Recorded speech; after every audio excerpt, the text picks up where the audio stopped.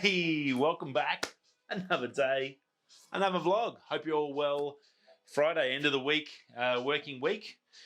Well, the creative working week, I should say, not the end of the working week for me. I've still got a few more days before I can go home. Yeah, good. Had a good day yesterday. Got video finished, done and dusted, uploaded, ready for tonight. So new videos up there, ready to go. It is the Zendue Zenpods. So unboxing and a bit of a quick look at them. It's a Kickstarter item I purchased last year. Released January, but my first one went missing. Yeah, you'll hear more about it in the story anyway. I've eventually got them. They did really good. They hooked me up and helped me out, Zendue, so I do appreciate that. Thanks for looking after us and making sure I got it to check it out. And I have been using it the last couple of days, walking to work and stuff like that, and very, very impressed. So very cool. Where are they? Quick little gander. That's what you're going to be seeing. So yeah, come check them out tonight. The full unboxing experience, like no other. You can't get anything else like this anywhere else. With a little bit of fun, a little bit of my take on it and what I think. And we'll talk about costs and value for money, which is realistically what it's all about. What we can and can't afford is really all we can, because all we can buy. So look, it's no use dreaming about a Ferrari if you're never going to be able to buy a Ferrari, is it? So this is something that's definitely affordable. And look, I'm pretty impressed with it. Is it the world's best? Is it? Probably not. And I don't want you to lay any fears, but yeah, definitely come along and check it out. Great little video, and working on the next one. I'm not far off the next one. I'll probably do 2 videos next week. That'll probably midweek, and then another one on the next Friday. And that'll give me a bit of a break from photos. I'm still doing photos off on the side, but it'll let me sort of get a little bit of a break and catch up so I can try and get ahead with the other videos. So a couple of little quick product ones which you haven't done for a bit, and I think that's good. And we have got some more stuff coming up down the road from that. There's a flashlight company that's asked me to take a look at something. So I'm going to be having a look at that. So that's pretty exciting, a little bit of fun, something different. And it's always a bit of a challenge. So that's cool as well. Rightio, news-wise, look, probably not earth-shattering, but it's not a good thing when you lose a product from your equipment's line. So in a photographer's world, lenses are everything. The bodies devalue, but lenses keep their money. And having options, as we've discussed, has pretty much killed the M mount for Canon, the mild M50. Fantastic camera, but it didn't survive because the lenses weren't there, and no one was going to use something where you can only get 4 lenses as your option. So and Canon didn't want to have anything to do with it, so they walked away from it. Funnily enough, they're bringing back APS-C, which is just crazy. I don't understand. They didn't want to have anything to do with it before, but now they do. So a little bit weird. I digress. Samyang. If you haven't heard of Samyang, if you are listening from the States or watching from the States, Samyang is rocking in. I'd say there must be some sort of patent difference for some reason in the USA where Samyang is owned by somebody else over there. But they're called Rockinen over there. Well, they have announced, they haven't announced, it was found that they weren't, there's no more stock, and they removed all their RF mount lenses from their website. And they've got a couple of good ones, some 85, some other nice lenses in there, suitable for wedding photographers. And these are good value entries into that good lens market. So if you want a nice fast bit of glass, could be a $4,000 item, say like the 85 f1.2 from Canon. That might only be like $1,000 to $1,200 through Rockinen and Samyang. They're no longer, they're gone. You're going to have to buy it secondhand if you want one now. For whatever reason, they have discontinued it, and they're not going to be doing anything for the RF mount anymore. A little bit strange. I'd say there's obviously something big going on there. Either Canon's threatened to sue them or whatever happened. Something's happened and it's all over. It sort of clarified. Canon Rumors were talking about it, and one of the DPR forum people sent them a question, and they got a reply back saying, no, we're no longer stocking them. We're no longer doing RF mount lenses. So, yeah, look, a bit sad. The more you have, the more competition you have, the better it is for us as consumers in any product. Doesn't matter if it's a car, boat, bike, whatever you're into, whatever you want. It's good to have options, because not all of us can afford that L series glass. I think I've said that to you many times. These new ones coming out, that 16 or the 14 to 35 and the 16 and the stuff that isn't L's, there's a chance, like that's good, because we've got a sniff at possibly buying something really nice that we can afford. So L's are very much pro sort of glass, and you pay the money for them. And look, I can understand that as business people, they can write that off in tax. I can't write anything off on tax. I just get shafted with the Australian Tax Department.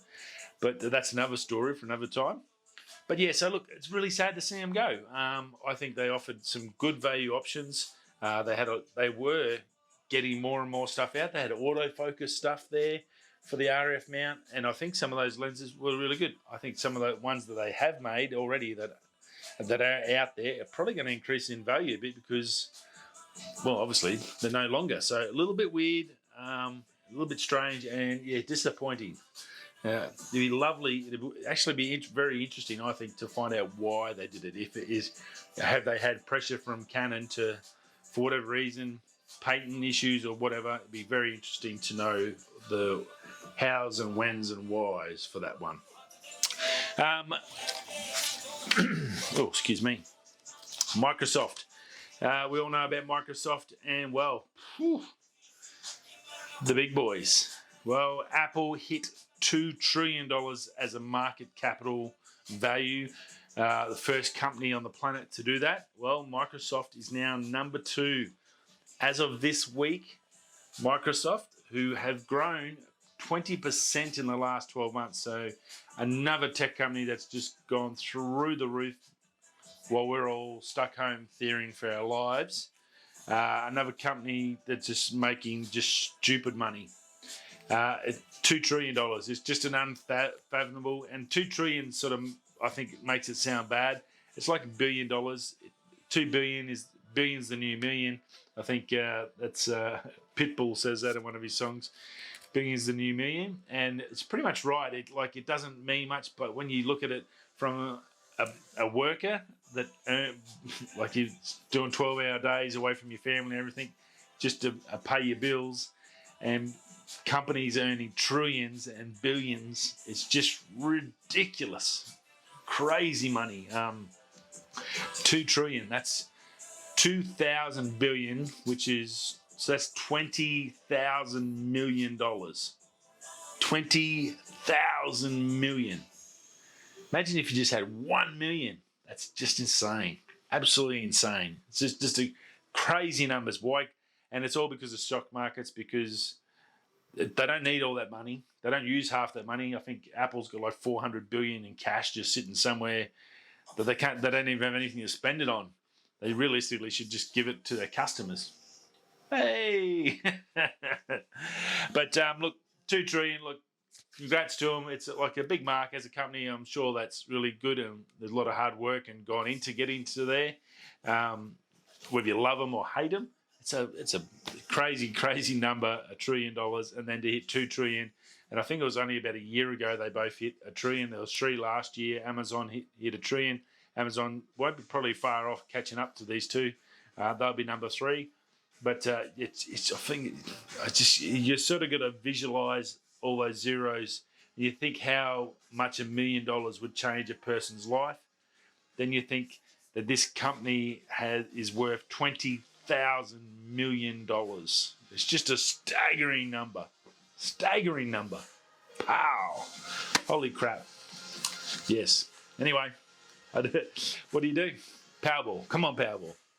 And then last but not least, Pizza Wars. First We Feast on YouTube. If you haven't watched any of their shows, it's basically a channel. They've got a lot of food shows. They do a lot of stuff where they go to vans and stuff like that. So really authentic street foods and stuff. They also have the Hot Ones show, which is one of my favourite shows on YouTube. That's the chili sauces, the 10 sauces with the famous people. He does an interview. Sean does an interview with them, and it's fantastic. I think it's a great way to really, I guess, take the guards down on people, and while they're smashing the ridiculously hot chili sauce. I've just bought all of season 14's chilies, and yeah, there's some hot stuff there. So it's sort of good because you get, holy crap, now I know they're not faking it. These are legit A-level actors and musicians. Olivia Rodrigo was actually on last night or yesterday, and she struggled at the end and didn't do the last dab. So I was a little bit disappointed with that, but she got through the end. But she was hurting big time. So, and she wasn't a chili person, so like she did well to get through. There's some smoke and hot sauces there, which is just it by far no way means would it be easy to do, but Well, anyway, sorry, just keep waffling on. So they've got a new one out. It's Pizza Wars. So it's got a lady from New York. She's got a pizza business. She started out of her house and has blossomed in the last 12 months. Again, like everything in COVID, COVID's done terrible things, but it's also done so lots of positives come out of it. And this lady's blossomed and built her own pizza business and doing really, really well and making some fantastic pizzas by the looks of it. And she's going head-to-head against big-name pizza chefs all across America. They have specialty judges in there. I think they had a Sopranos actor that was in Sopranos for many years. He was on there as an authentic Italian person, known a lot in the New Yorker. It was pretty cool and great. It's amazing. And look, the series looks awesome. If you're a fan of pizza, go check out First We Feast. Subscribe to it. So you'll get to see all the different shows, but you'll get to know when this one's coming out because I love pizza and I'm going to be watching like the Burger Show, the Burger Scholar Show. This is probably at that level still just really, really good and awesome. Looks, makes you just mouth water watching. But anyway, that's about it. Tech-wise, not a real lot else out there. No big news or anything. Windows 11 has gone live on their homepage, so that's another thing, I guess, from Microsoft. The one they said was never going to happen, that Windows 10 was the last one. Well, obviously they lied about that. They don't care, they're worth $2 trillion. But yeah, Windows 11 now is live on their page, so you can go see and go through and check out what's coming. You can sign up for the stream on the 11th of July. They're going to have a live stream to fully announce it, but it is fully legit, done and dusted. It's no longer a rumor. It's happening, and that's about the only big exciting news today. And weekend here. It's time to kick back and relax. Hope you have a nice last day at work if you're working, and enjoy your weekend, time with your family and loved ones. And I'll see you all again on Monday. We'll do this again. Okay, whether you're coming this way, that way, I'll see you there on Monday. Peace. Don't forget the show, 8:30 tonight.